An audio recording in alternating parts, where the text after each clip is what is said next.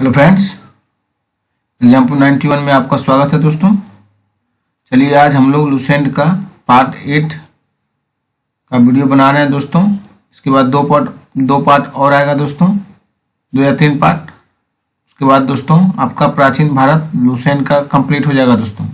जो भाई एवं बहनों नहीं देखे होंगे दोस्तों, वो प्लेलिस्ट में जाइए, लुसेंट थ्योरी करके प्लेलिस्ट में लगा होगा दोस्तों। उसमें पूरा पार्ट बाय पार्ट देख लीजिए दोस्तों, शुरू से अंत तक दोस्तों। और मेरा वीडियो आप लोगों को दोस्तों पसंद आता है, आप लोग चैनल को सब्सक्राइब कीजिए और अपने दोस्तों के पास भी शेयर कीजिए दोस्तों।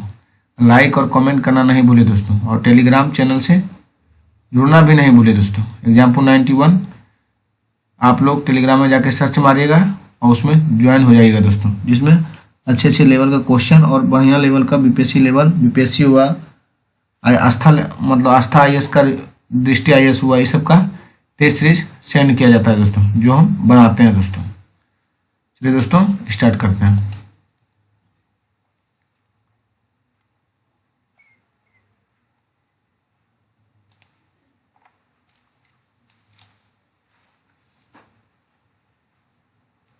शुंग वंश एवं कन्नव वंश, ब्राह्मण वंश के बारे में पढ़ेंगे आज दोस्तों। ब्राह्मण साम्राज्य है शुंग वंश एवं कन्नव राजवंश। शुंग वंश जिसने मगध पर शुंग वंश की नींव डाली और ब्राह्मण जाति का था। शुंग शासकों ने अपनी राजधानी विदिशा में स्थापित की दोस्तों। कहाँ की? विदिशा में। इंडो यूनानी शासक मिनांडर को पुष्यमित्र शुंग ने पराजित किया था। पुष्यमित्र शुंग को किसने पराजित किया दोस्तों? इंडो यूनानी मिनांडर ने दोस्तों। पुष्यमित्र शुंग को किसने पराजित किया था? मिनांडर दोस्तों। इंडो यूनानी का शासक मिनांडर था। पुष्यमित्र शुंग ने 2 बार अश्वमेध यज्ञ कराया। 2 बार अश्वमेध यज्ञ किसने कराया दोस्तों? पुष्यमित्र शुंग ने दोस्तों। 2 बार अश्वमेध यज्ञ किसने कराया दोस्तों? पुष्यमित्र शुंग ने कराया था। इनके लिए पतंजलि ने अश्वमेध यज्ञ कराए थे। अश्वमेध यज्ञ कौन करवाए थे? पतंजलि।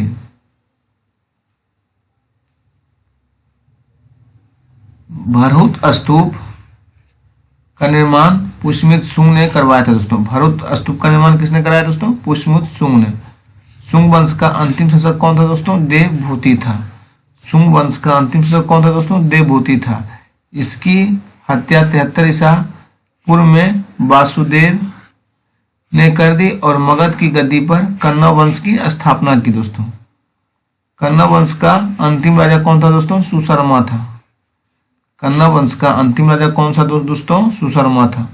सातवाहन वंश के बारे में चलिए पढ़ते हैं दोस्तों। सिमुक ने 60 ईसा पूर्व में सुशर्मा की हत्या कर दी और सातवाहन वंश की स्थापना की। और सातवाहन आंध्र वंश यानी शासकों ने अपनी राजधानी कहाँ स्थापित की दोस्तों? प्रतिष्ठान, गोदावरी नदी के किनारे में स्थापित की। प्रतिष्ठान महाराष्ट्र के औरंगाबाद जिले में है दोस्तों। प्रतिष्ठान कहाँ है दोस्तों? महाराष्ट्र के औरंगाबाद जिले में। एक बार फिर से देखते हैं दोस्तों। सिमुक ने 60 ईसा पूर्व में सुशर्मा की हत्या कर दी और सातवाहन वंश की स्थापना की। सातवाहन आंध्र वंश शासकों ने अपनी राजधानी प्रतिष्ठान गोदावरी नदी के किनारे में स्थापित की। प्रतिष्ठान महाराष्ट्र के औरंगाबाद जिले में है दोस्तों। सातवाहन वंश का प्रमुख शासक था सिमुक सतकर्णी और गौतमी पुत्र सतकर्णी, वशिष्ठी पुत्र पुलुमामी तथा यज्ञश्री सतकर्णी दोस्तों। सातवाहन वंश का प्रमुख शासक कौन कौन था दोस्तों? सिमुक था एक पहला, फिर दूसरा सतकर्णी था दोस्तों, फिर गौतमी पुत्र सतकर्णी था, फिर विशिष्टि पुत्र था, पुलमामी तथा यज्ञश्री सतकर्णी था दोस्तों। सतकर्णी ने 2 अश्वमेध यज्ञ करवाया। सतकर्णी ने भी 2 अश्वमेध यज्ञ करवाया तथा एक राजसू यज्ञ भी किया दोस्तों। सतकर्णी ने 2 अश्वमेध यज्ञ तथा एक राजसू यज्ञ करवाए थे। सातवाहन शासकों के समय के लिए प्रसिद्ध साहित्यकार हाल था दोस्तों। सातवाहन शासकों के लिए प्रसिद्ध साहित्यकार हाल एवं गुणाढ़ थे। हाल ने कथा सप्तशती तथा गुणाढ़ ने बृहद कथा नामक पुस्तकों की रचना की दोस्तों। आगे देखिए दोस्तों, सातवाहन ने चांदी, तांबे और शीशे सर्वाधिक, प्रोटीन और कांसे की मुद्राओं का प्रचलन किया। सातवाहन अपना सिक्का ढालने में जिसे शीशे का इस्तेमाल करते थे उसे रोम में मंगाया जाता था, उसे रोम से मंगाया जाता था दोस्तों। सातवाहन चांदी, तांबे, शीशा सर्वाधिक, प्रोटीन और कांसे की मुद्राओं का प्रचलन किया गया। सातवाहन अपना सिक्का ढालने में जिस शीशे का इस्तेमाल करते थे उसे रोम से मंगाया जाता था दोस्तों। ब्राह्मणों को भूमि अनुदान देने की प्रथा का आरंभ सातवाहन शासकों ने सर्वप्रथम किया दोस्तों। ब्राह्मणों को भूमि दान देने की प्रथा सबसे पहले किसने की दोस्तों? सातवाहन शासकों ने की थी दोस्तों। भूमि दान का प्राचीन पुरालेखीय ब्राह्मण प्रमाण शताब्दी ईसा पूर्व के सातवाहनों के नाना घाट अभिलेख में मिलता है दोस्तों। किस अभिलेख में मिलता है? नाना घाट अभिलेख में मिलता है, जिसमें अश्वमेध यज्ञ में एक गांव देने का उल्लेख है दोस्तों। सातवाहनों की राजकीय भाषा क्या थी दोस्तों? प्राकृतिक थी एवं लिपि क्या थी? ब्राह्मी थी दोस्तों। सातवाहनों की राजकीय भाषा क्या थी? प्राकृत थी और लिपि ब्राह्मी थी दोस्तों। सातवाहनों में हमें मातृतंत्रात्मक ढांचे का आभास मिलता है। उनके राजाओं के नाम उनकी माताओं के नाम पर रखने की प्रथा थी दोस्तों, जैसे गौतमी पुत्र, वशिष्ठी पुत्र आदि। लेकिन सातवाहन राजकुल पितृतंत्रात्मक था, क्योंकि राज सिंहासन पर उत्तराधिकारी पुत्र ही होता था दोस्तों। सातवाहन शासकों में ग्रामीण क्षेत्रों में प्रशासन का काम गोलिमक को सौंपा दोस्तों। गोलिमक एक सैनिक टुकड़ी का प्रधान होता था, जिसने 9 रथ, 9 हाथी, 25 घोड़े और 45 पैदल सिपाही होते थे दोस्तों। 9 रथ, 9 हाथी और 25 घोड़े और 45 पैदल सिपाही सैनिक होते थे। सातवाहनों की महत्वपूर्ण स्थापत्य कृतियां हैं कार्ले का चैत्य, अजंता एवं एलोरा की गुफाओं का निर्माण एवं अमरावती कला का विकास। सतकर्णी एवं अन्य सभी सातवाहन शासक दक्षिणापथ के स्वामी कहे जाते हैं। सातवाहनों की महत्वपूर्ण स्थापत्य कृतियां हैं कार्ले का चैत्य, अजंता एवं एलोरा की गुफाओं का निर्माण एवं अमरावती कला का विकास। सतकर्णी एवं अन्य सभी सातवाहन शासकों दक्षिणापथ के स्वामी कहे जाते हैं। नॉर्थ देखिए दोस्तों, सातवाहन राज्य में उत्तर और दक्षिण भारत के बीच सेतु काम किया। चेदी राजवंश, कलिंग। अशोक की मृत्यु के उपरांत संभवतः प्रथम शताब्दी ईसा पूर्व में कलिंग चेदी राजवंश का उदय हुआ। इसकी जानकारी हमें हाथी गुफा अभिलेख भुवनेश्वर उड़ीसा से मिलता है। खारवेल इस वंश का एक प्रतापी राजा था दोस्तों। खारवेल जैन धर्म का अनुयायी था और उसने जैन मुनियों के लिए उदयगिरी की पहाड़ी में गुफा का निर्माण करवाया था दोस्तों। खारवेल जैन धर्म का अनुयायी था और उसने जैन मुनियों के लिए उदयगिरी की पहाड़ी में गुफा का निर्माण करवाया दोस्तों।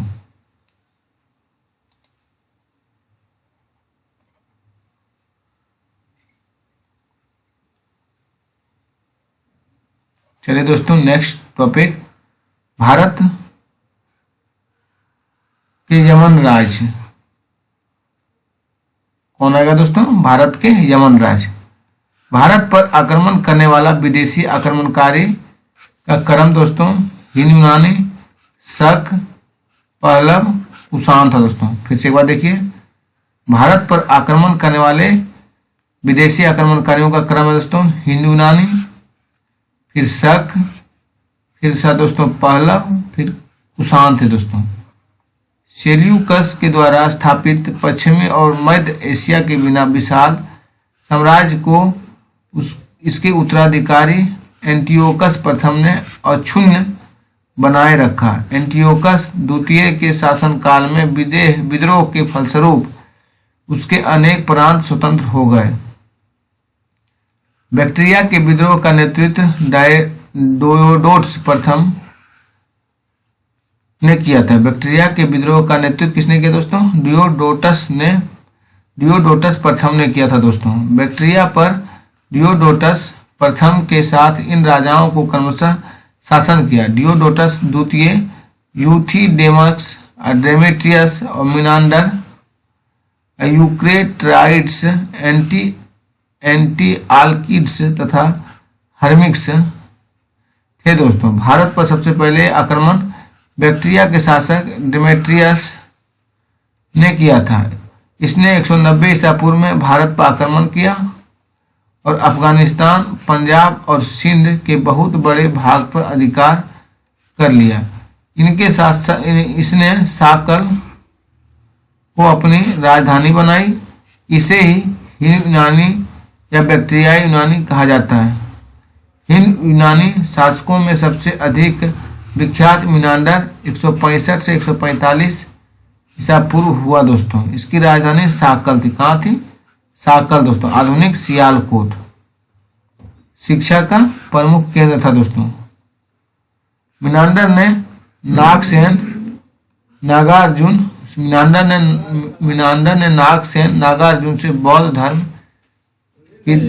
धर्म की दीक्षा ली दोस्तों। मिनांडर ने नागसेन, नागार्जुन से बौद्ध धर्म की शिक्षा ली।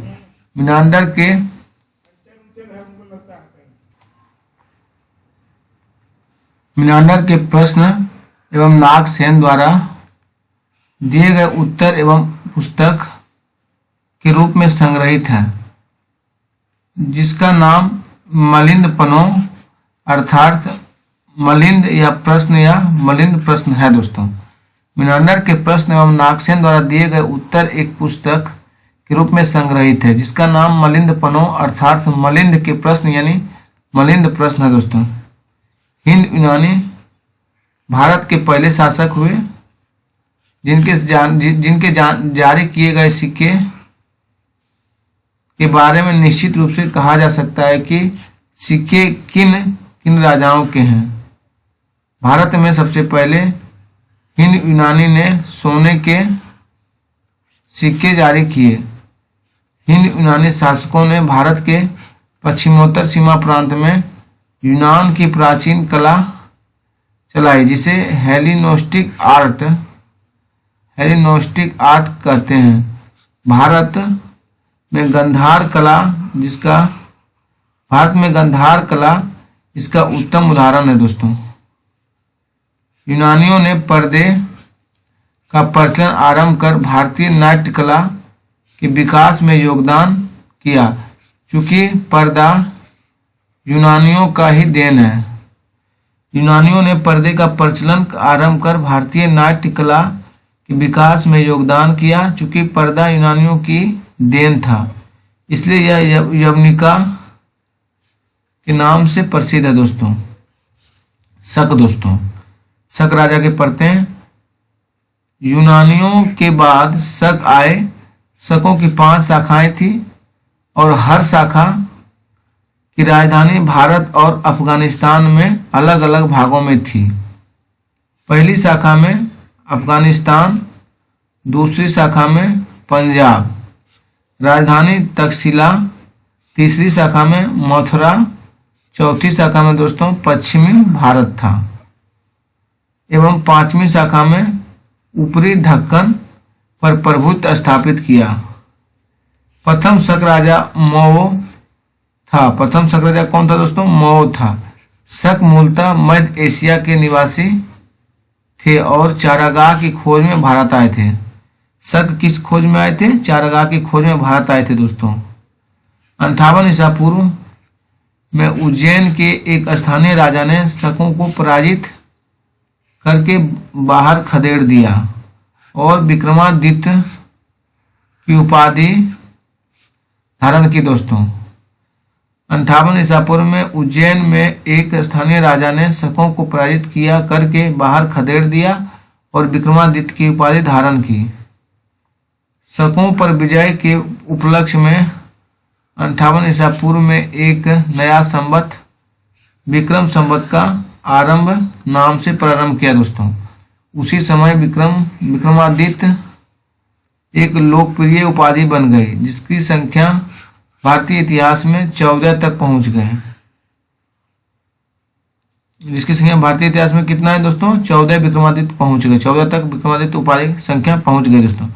गुप्त सम्राट चंद्रगुप्त द्वितीय सबसे अधिक विख्यात विक्रमादित्य था। गुप्त सम्राट चंद्रगुप्त द्वितीय सबसे अधिक विख्यात विक्रमादित्य था। शकों की अन्य शाखाओं की तुलना पश्चिम भारत में प्रभुत्व स्थापित करने वाली शाखा में सबसे लंबे अरसे तक शासन किया दोस्तों। शकों की एक अन्य शाखाओं की तुलना में पश्चिम भारत में प्रभुत्व स्थापित करने वाला शाखा में सबसे लंबे अरसे तक शासन किया दोस्तों। गुजरात में चल रहे समुद्री व्यापार से यह शाखा काफी लाभान्वित हुई और भारी संख्या में चांदी के सिक्के जारी किए। चलिए नेक्स्ट पेज दोस्तों।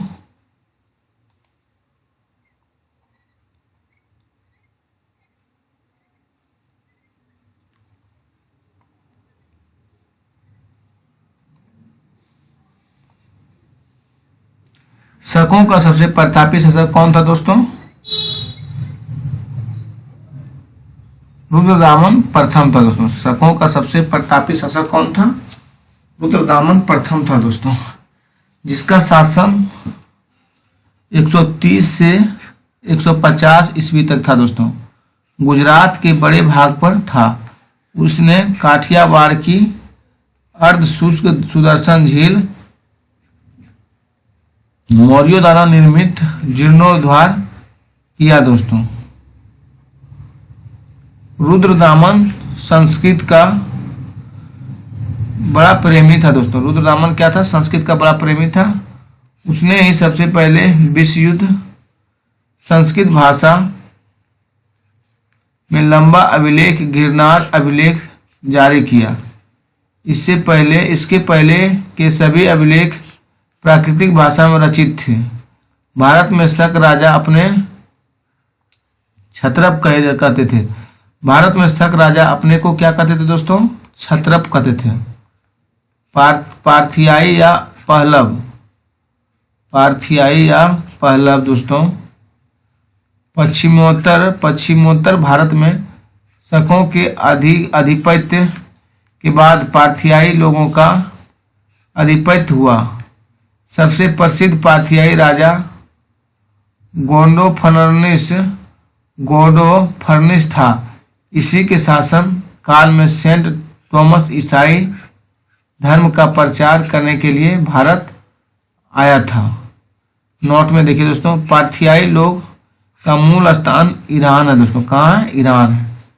पार्थियाई लोग का मूल स्थान ईरान है दोस्तों। पहलव के बाद कुषाण वंश के बारे में पढ़ते हैं। चलिए दोस्तों, पहलव के बाद कुषाण आए, जो यूची एवं तोखरी भी कहलाते हैं। पहलव के बाद कौन आए दोस्तों? कुषाण आए, जो यूची एवं तोखरी भी कहलाते हैं। यूची नामक एक कबीला 5 कुलों में बांटा गया था। उन्हें में एक कुल के थे कुषाण। कुषाण वंश के संस्थापक कुजलू कडफिसेस था। इस वंश का सबसे प्रतापी राजा कौन था? कनिष्क था दोस्तों। इस वंश का सबसे प्रतापी राजा कनिष्क था। इनकी राजधानी पुरुषपुर एवं पेशावर थी। कुषाणों की द्वितीय राजधानी मथुरा थी दोस्तों। कुषाणों की द्वितीय राजधानी कहाँ थी? मथुरा थी। पहली राजधानी पेशावर थी दोस्तों, जिसे पुरुषपुर पुराना नाम था दोस्तों। चलिए नेक्स्ट देखते हैं दोस्तों। कनिष्क के 78 ईस्वी गद्दी पर बैठने के समय एक संवत चलाया, जिससे जो शक संवत कहलाता है, जिसे भारत सरकार द्वारा प्रयोग में लाया जाता है दोस्तों। बौद्ध धर्म की चौथी बौद्ध संहिता कनिष्क के शासनकाल में कुंडलवन यानी कश्मीर में प्रसिद्ध बौद्ध विद्वान वसुमित्र की अध्यक्षता में हुई। कनिष्क बौद्ध धर्म के महायान संप्रदाय का अनुयायी था दोस्तों। एक बार फिर से दोस्तों, बौद्ध धर्म की चौथी बौद्ध संगीति कनिष्क के शासनकाल में कुंडलवल कश्मीर में प्रसिद्ध बौद्ध विद्वान वसुमित्र की अध्यक्षता में हुई। कनिष्क बौद्ध धर्म के महायान संप्रदाय का अनुयायी था। चीनी जनरल पेन चाओ ने कनिष्क को हराया था। कनिष्क को किसने हराया था? चीनी जनरल पेन चाओ ने दोस्तों। आरंभिक कुषाण शासकों ने भारी संख्या में स्वर्ण मुद्राएं जारी की। सबसे ज्यादा स्वर्ण मुद्राएं किसने जारी की दोस्तों? कुषाण शासकों ने।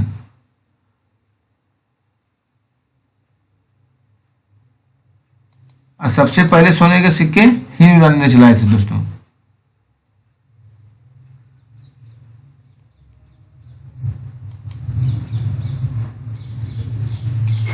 और सबसे अधिक सर्वाधिक शुद्ध सोने के सिक्के किसने चलाए दोस्तों?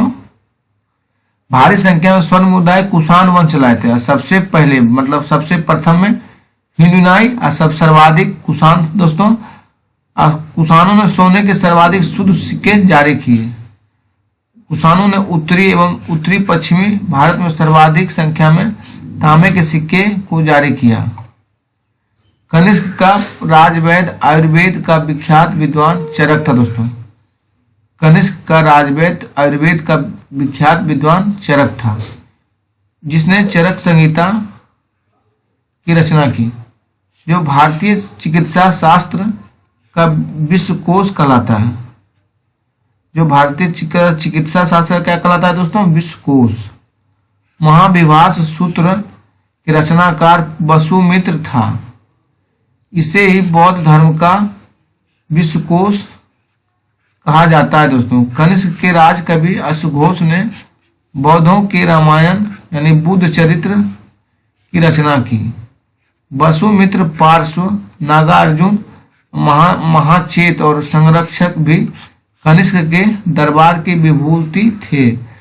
वसुमित्र पार्श्व और नागार्जुन महाचेत और संरक्षक भी कनिष्क के दरबार की विभूति थे दोस्तों। भारत का आइंस्टाइन नागार्जुन था दोस्तों। भारत का आइंस्टाइन नागार्जुन को कहा जाता है। इनकी पुस्तक मध्यम मार्गी सूत्र, इसमें नागार्जुन ने सापेक्षता का सिद्धांत दिया है दोस्तों। कनिष्क की मृत्यु 102 ईसा पूर्व में हुई है। कुषाण वंश का अंतिम शासक वसुदेव था दोस्तों। कुषाण राजा देवपुत्र कहलाते थे।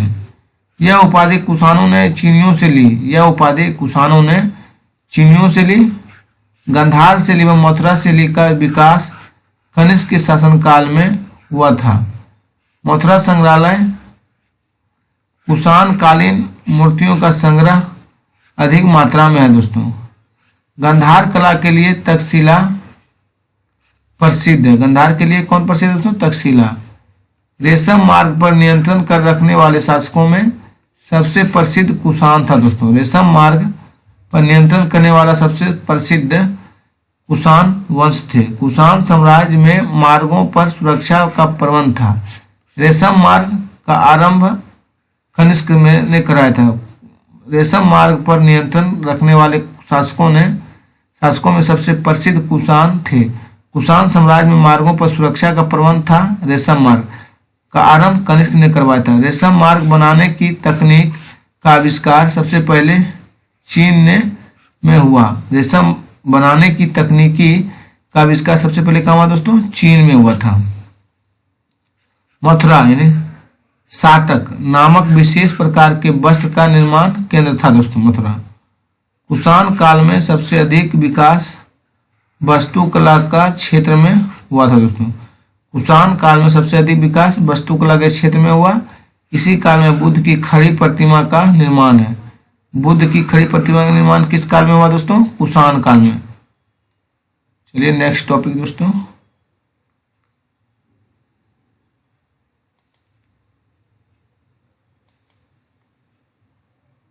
संगम युग के बारे में पढ़ते हैं दोस्तों।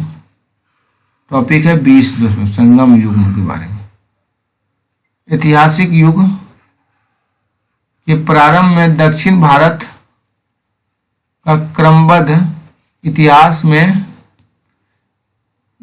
इतिहास हमें जिस साहित्य से ज्ञात होता है उसे संगम साहित्य कहा जाता है। संगम शब्द का अर्थ परिषद अथवा गोष्ठी होता है दोस्तों। संगम का अर्थ क्या होता है? परिषद अथवा गोष्ठी, जिनमें तमिल कवि एवं विद्वान एकत्र होते हैं। प्रत्येक कवि अथवा लेखक अपनी रचनाओं को संगम के समक्ष प्रस्तुत करता था तथा इसकी स्वीकृति प्राप्त हो जाने के बाद ही किसी भी रचना का प्रकाशन संभव था। परंपरा के अनुसार अति प्राचीन समय में पांड्य राजाओं के संरक्षण में कुल 3 संगम आयोजित किए गए। इनमें संकलित साहित्य को ही संगम साहित्य कहा जाता है दोस्तों।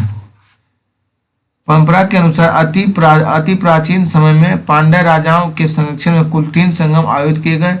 इसमें संकलित साहित्य को ही संगम साहित्य की संज्ञा प्रदान की गई।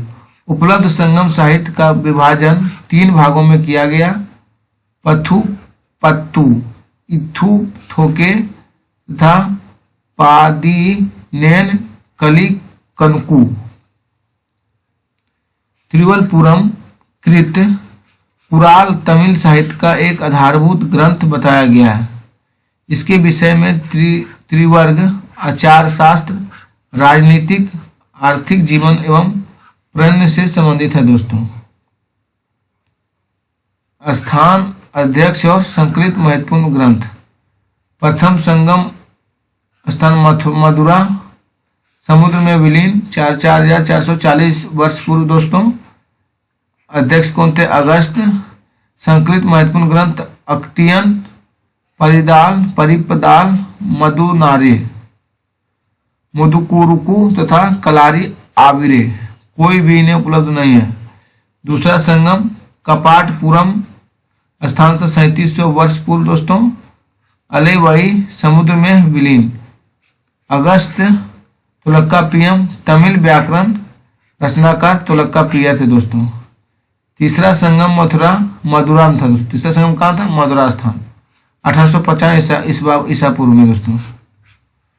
नकीर नेदू नथेको, कवियों और विद्वानों की परिषद के लिए संगम का नाम का प्रयोग सर्वप्रथम 7वीं शती के प्रारंभ में शैव संत नयनार तिरुनावुक रसुक अपार ने किया था दोस्तों। कवियों और विद्वानों की परिषदों के लिए संगम नाम का प्रयोग सर्वप्रथम 7वीं शती के प्रारंभ में शैव संत नयनार तिरुनावुक रसु अम्पार ने किया। उदाहरण नाम है दोस्तों। इलांगोकृत, शिल्पाधिकारम, पायलों का गीत एक उत्कृष्ट रचना है जो तमिल जनता में राष्ट्रीय काव्य के रूप में जानी जाती है दोस्तों। इसमें 30 सर्ग हैं जिन्हें 3 खंडों में लिपिबद्ध किया गया। यह बौद्ध रुझान वाला महाकाव्य है। इसमें कावेरीपट्टनम के कोवेलन, उसकी पत्नी कन्नगी, उसकी पत्नी क्या दोस्तों? कन्नगी एवं नर्तकी माधवी की प्रेम कहानियां दोस्तों।